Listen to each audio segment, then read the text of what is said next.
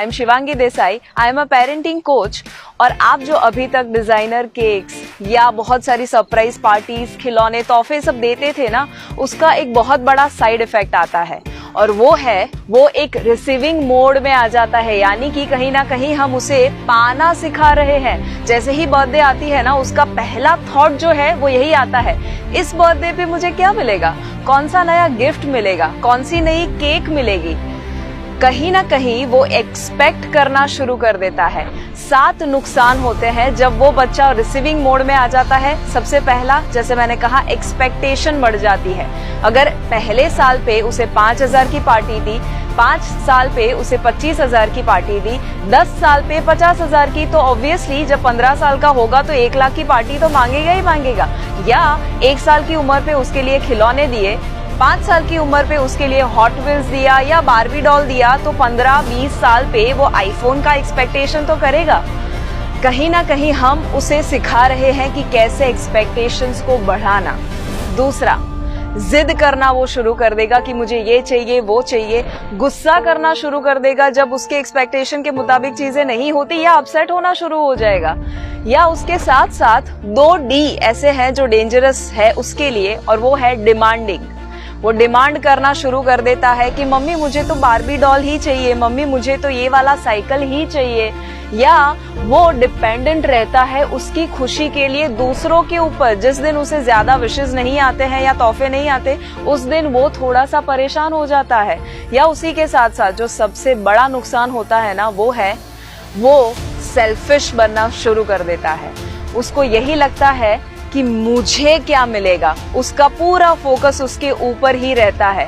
और उसी की वजह से वो जब बड़ा होता है ना, तब जो 2 भाइयों के बीच में प्रॉपर्टीज के लिए झगड़े हो या कोई भी बात के झगड़े हो, या तेरा या मेरा वो जो माइंडसेट आ जाता है, वो शायद इसी का नतीजा हो जाता है। अगर आप चाहते हैं कि आपका बच्चा ऐसा बिल्कुल भी ना करे और हमेशा अच्छी क्वालिटीज को अपने साथ रखे, तो एक बहुत इंपॉर्टेंट चीज करनी है, क्योंकि उसका बर्थडे जो है साल का सबसे यादगार दिन होता है। उस दिन वो जो करता है वो उसकी लॉन्ग टर्म मेमोरी में फिट हो जाता है और वो उसके धीरे धीरे संस्कार बनने लगते हैं। तो अच्छे संस्कार देने के लिए सबसे बेस्ट तरीका अगर है, तो उसकी बर्थडे के दिन उसको कोई ना कोई एक्ट ऑफ काइंडनेस करवाइए।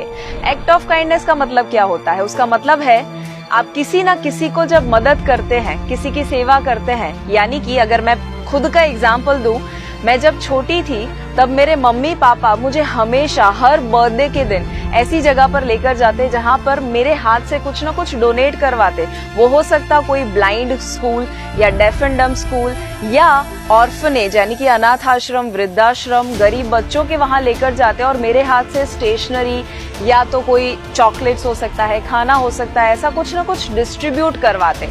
और उसकी वजह से आपको नहीं लगता कि वो जब आप करते हैं तो आपके बच्चे के अंदर ग्रेटिट्यूड यानी कि आभार होना, उसकी भावना आ जाती है। उसको यही फील होता है कि वो कितना लकी है, उसके पास कितनी सारी चीजें हैं। जब वो गरीब बच्चों को वो पेंसिल का बॉक्स देता है ना, तब उसे ये फीलिंग आता है कि यार सामने वाले के पास तो एक पेंसिल तक नहीं है और मेरे पास तो कितनी सारी चीजें हैं जो मैं इस्तेमाल कर सकता हूँ।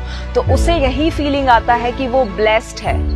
आपको वो थैंक यू बोलेगा, भगवान को थैंक यू बोलेगा, या उसी के साथ साथ वो कंप्लेन करना ही बंद कर देगा, क्योंकि वो वही देखेगा कि यार जिसको मैं बांटने को गया था चीजें, उसके पास तो ढंग के कपड़े तक नहीं है, चप्पल तक नहीं है, और अगर मेरे पास इतनी सारी चीजें हैं तो मैं कंप्लेन कैसे कर सकता हूँ। तो आपके बच्चे को बर्थडे के दिन एक गिवर बनना सिखाइए।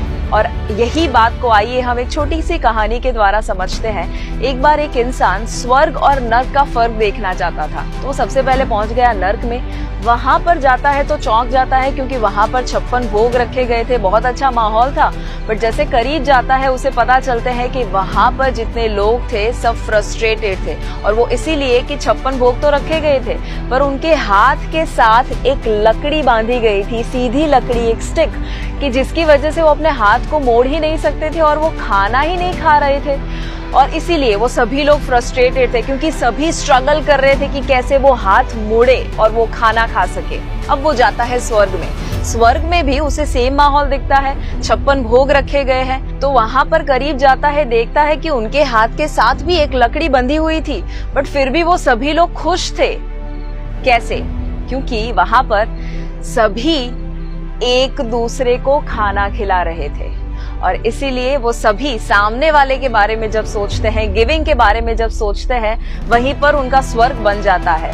हमें एक्चुअली ये सोचने की जरूरत नहीं है कि मरने के बाद क्या होगा, बट आपके बच्चे को ये सिखाइए कि जीते जी कैसे वो स्वर्ग बना सकता है, और वो एक बहुत ही आसान तरीके से हो सकता है, गिविंग के द्वारा, देने के द्वारा, ऐसे लोगों को कि जिन्हें जरूरत है। तो आपके बच्चे के अगले बर्थडे पे आप क्या करने वाले हैं, जरूर कमेंट में लिखिए और बताइए मुझे कि कैसे आप उसे देना, एक गिवर बनना सिखाने वाले हैं। और अगर आप चाहते हैं कि लालच से भरे नहीं बट निस्वार्थ भाव से भरे हम बच्चों को तैयार करें इंडिया में, और एक नया इंडिया तैयार करें, तो आंसू पी कर रह जाते हैं, हाय गरीबों की मजबूरी, क्या क्या ये सह जाते हैं।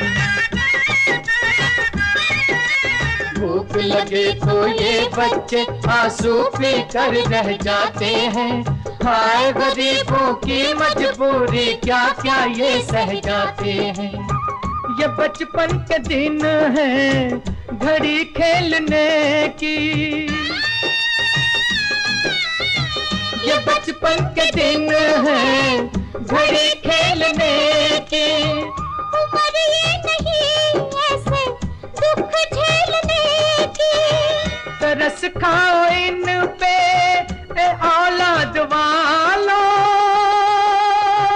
उठा लो इन्हें भी गले से लगा लो, उठा लो इन्हें भी गले से लगा लो। मुरझाए ना फूल कहीं ये आंधी और बरसात में, गरीबों की सुनो वो तुम्हारी सुनेगा, गरीब